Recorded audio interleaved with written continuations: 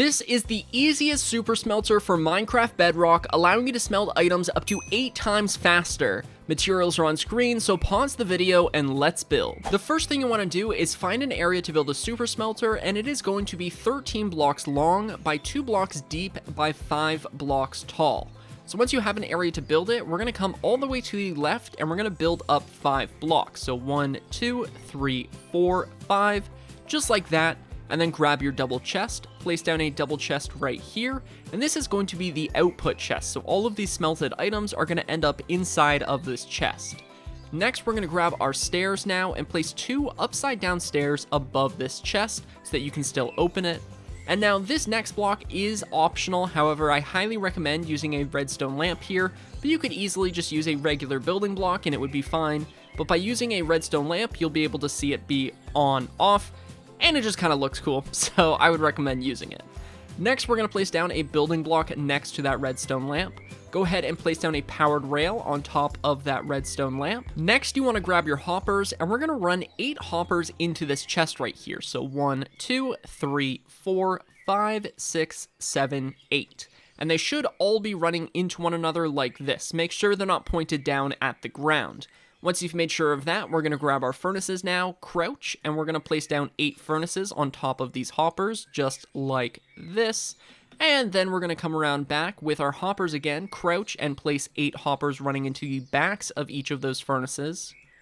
And then we're going to grab our hoppers once again and run those hoppers into the top of those furnaces.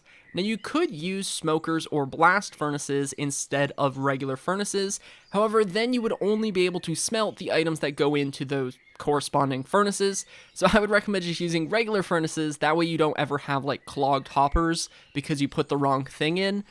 I would recommend using these, but you could use, the other furnaces I just mentioned.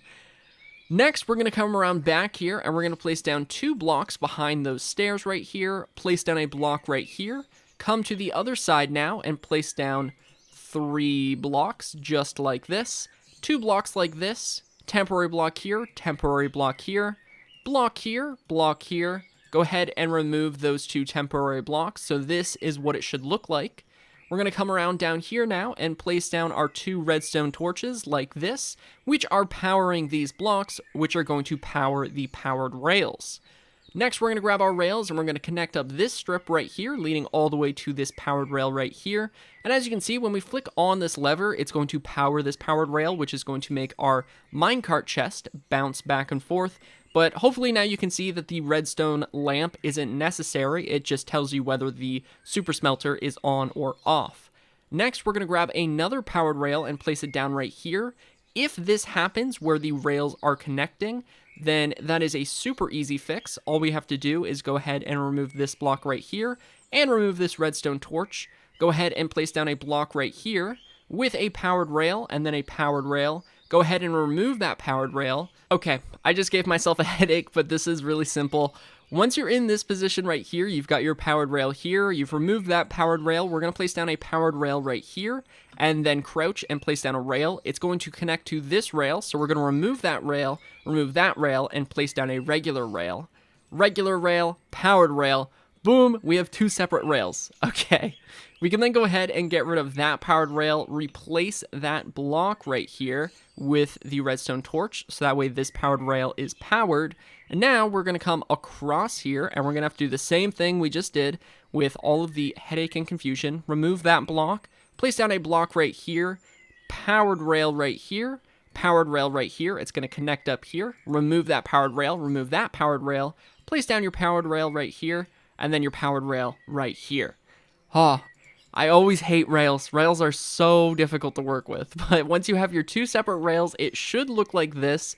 And now this is going to be the switch, which powers these 2 powered rails, which is going to push our minecarts. Go ahead and turn that off now. Place down your minecart chest right here.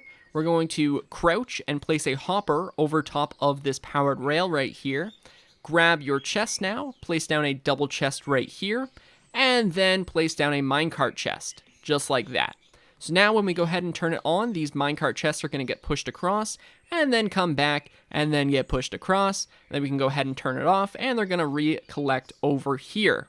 Now I'm going to go ahead and label these chests and show you how to use the super smelter. And using this thing is incredibly simple. As you can see, I've labeled the chests, and if you want to do that, I would highly recommend it. It looks pretty aesthetic, and it's also going to make it so that if you're playing with friends, they know where to put things. So we're going to go to this top chest here, and this is going to be where we put our fuel. So the coal is in this large chest, and then it's being dropped down into this back minecart with chest. That minecart with chest. I thought it was a minecart chest. Okay, anyways, the fuel is going to end up in there. This is going to be where we put our smeltables, in this case raw iron, and then once this chest is empty, we can go ahead and send it on its way. I mean, you don't have to wait for it to be empty, but I would recommend it. So now all of our coal is in here, all of our raw iron is in here, and all of the smelted iron is going to end up in here. So just go ahead and turn it on and watch. That is so incredibly satisfying. So each one of these chests is getting an equal amount of both fuel and iron. As you can see, it is going to distribute everything, and then all of the smelted iron is going to end up in here, and it's going to be a nice steady stream. So we just got our first round of 8, and now we're going to get our next round of 8, which will bring us to 16. There will be a slight pause, but as you can see, it is working incredibly fast, and you can load this thing up with like a full chest worth of smeltables. So it's really convenient. Alright, that's going to do it for today's video. I hope you guys enjoyed this one. If you did, then be sure to subscribe and leave a like. My name is 1UpMC, and I'll catch you in the next one. See ya.